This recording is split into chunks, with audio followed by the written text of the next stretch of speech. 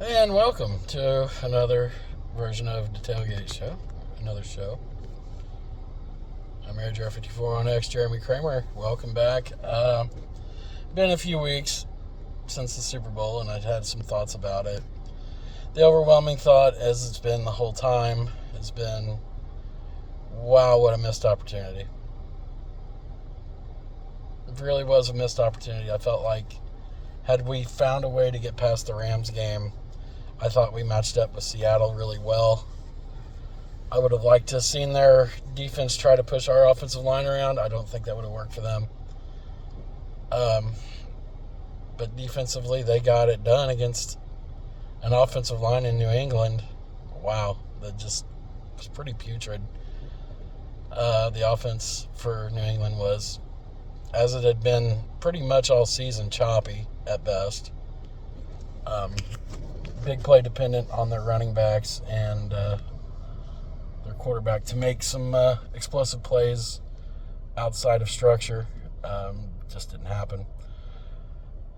It's a team that was very beatable, and the Bears had an opportunity to get there and just left it short, and it just made me sick. It really did. It just made me sick because it's like, damn, we could be hoisting the Lombardi this year, and no 2 years are the same, as we all know. A lot of us lived through the 2018 experience and thought that team was going to come back, and it never really did.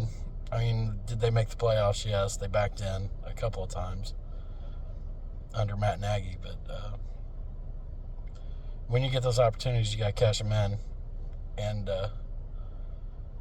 now we're left in limbo because we're up against the cap pretty hard, which Ryan Poles kind of alluded to today in his talk at the Combine. There's a lot of names thrown around there. Tyson Bagent seems to be on the block, which isn't super surprising considering that it's pretty much Fernando Mendoza in the first round, and that's about it on your quarterback looking to come in from the college ranks. Which, hell yeah, Fernando. I'm not you guys. So, also, if you kind of paid attention to it, he alludes to comp picks and how they've been in contact with the league. And surprisingly, the Falcons have too.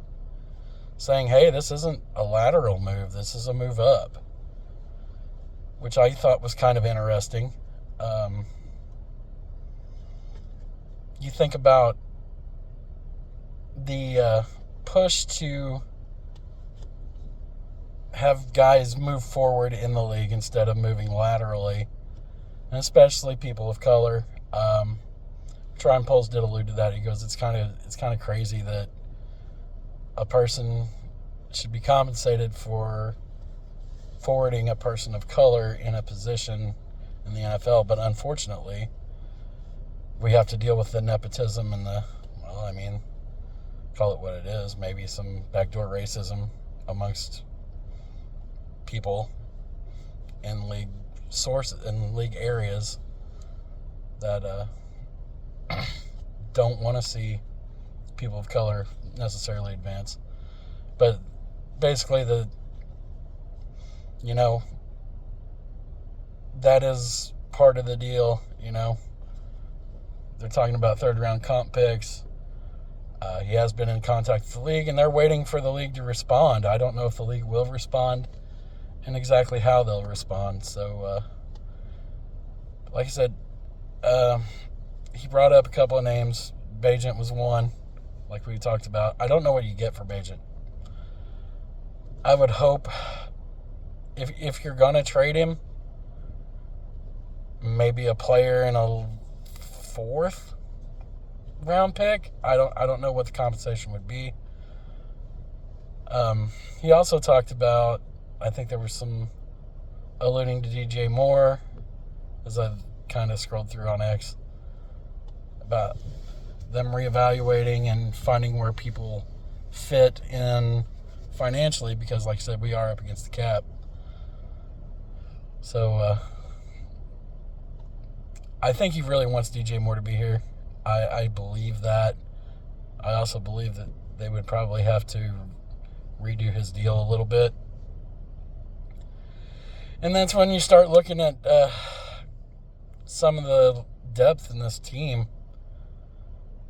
where you got a guy, TJ Edwards, who's hurt. Tremaine Edmonds, who is getting paid a lot and is due a lot of money. And you just released Ogbong Bamiga, who played some minutes for you. Now, there's a little depth behind them, but I think that's where you're going to start looking at your draft at the linebackers position. I think a lot of people want to look at the edge depth, and Poles alluded to it today, where he thought that the edge depth of this draft class was probably more than the interior defensive line depth. But where I keep looking at this team, even though we do need interior depth, I feel like your edges, you've already paid your edges, so I don't see us going after any edges at all. Where you need help is Billingsley needs help up front, and you did draft for that position last year, but with injury and underperformance, that's been a real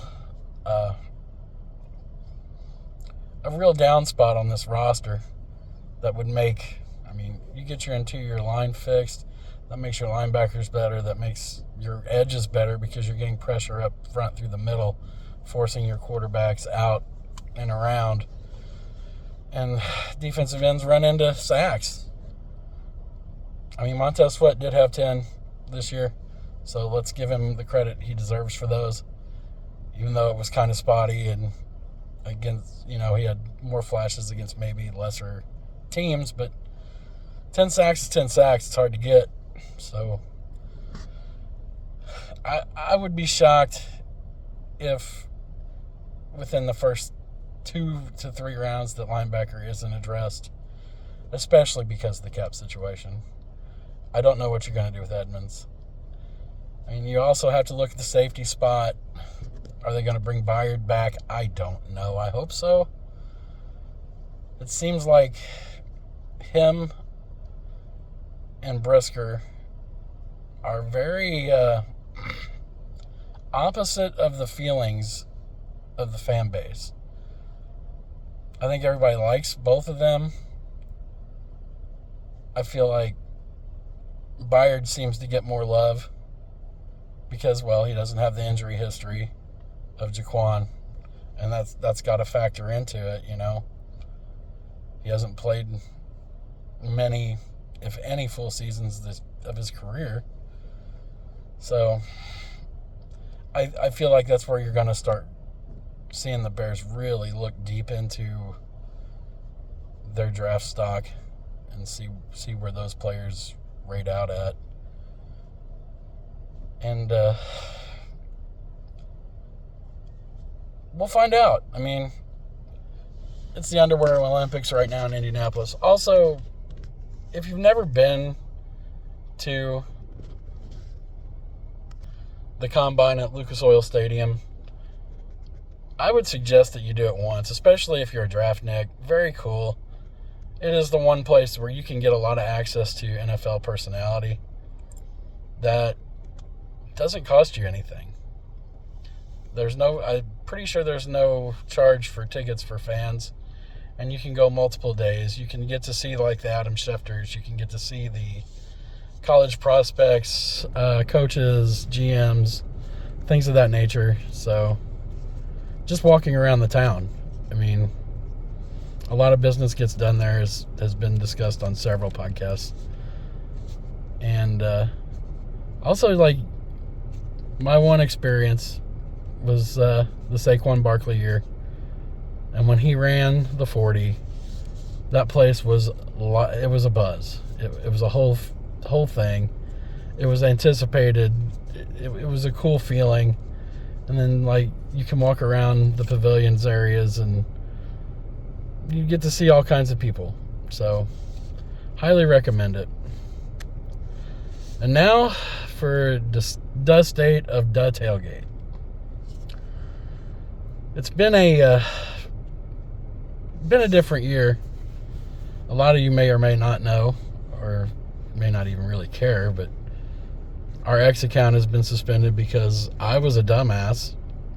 And I thought, I got a direct message from somebody. It's like, I'm up for this podcast thing. Yeah.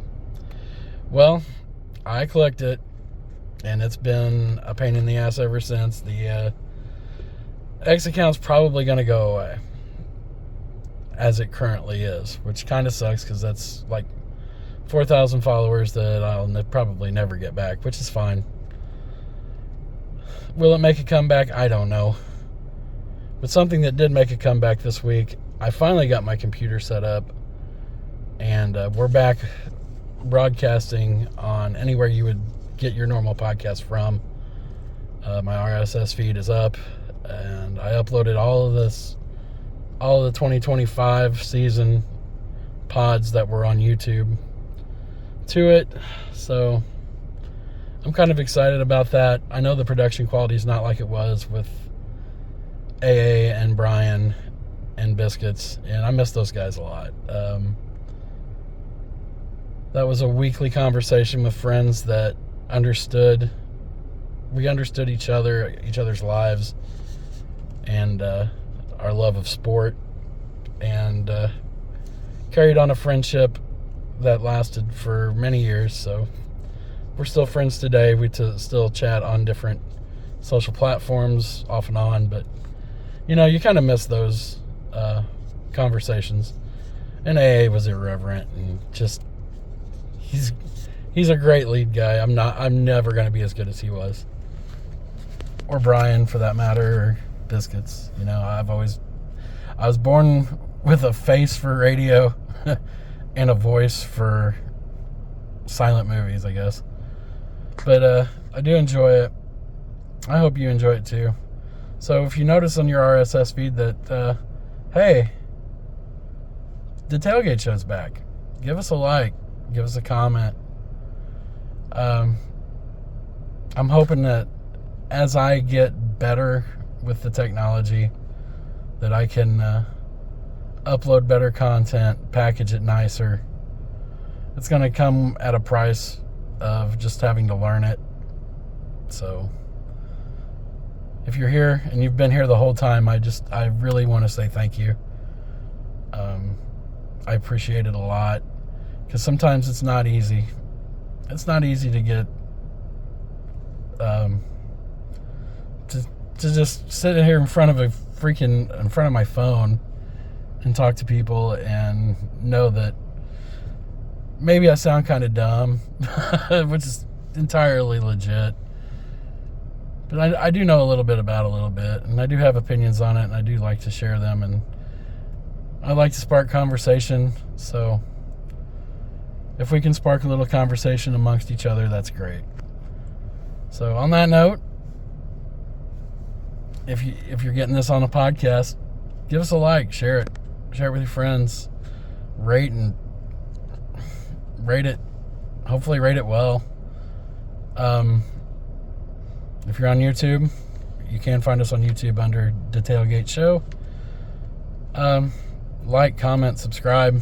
It's free. I don't chase anybody for anything, so hopefully you enjoy the content. Hopefully that I can, as I get through this more, I can do a better job with it. Just understand I love the Bears, and as a fan, I want to see the Bears do well. Last thing I'm going to talk about, Stadium Gate 2025, 26, probably 27, and probably 28. The Hammond site, Indiana's push to get the Bears is real, like you've heard Lawrence Holmes and several people say. I also think it was a tactic used by the Bears to get Illinois to quit dragging their ass. They dragged their ass on this for, 2 years now? Not getting any legislation. Nothing's getting done. Everybody wants to talk it to death. And this is a failure of the entire Illinois legislature. Not just Pritzker, Not just left, not just right. It's a failure of the entire system in the state of Illinois. I am not a huge fan of my governor in Indiana. I'm not, for several reasons. I've touched on it on one of my podcasts months ago that just recently uploaded. But I will give him this. If he thinks it'll make this state a penny, he's all in. Braun is a ruthless businessman. You don't get to be where he's at without that. He's taken a company in Meyer Distributing, which literally is in, quite literally, my backyard, and made it a power.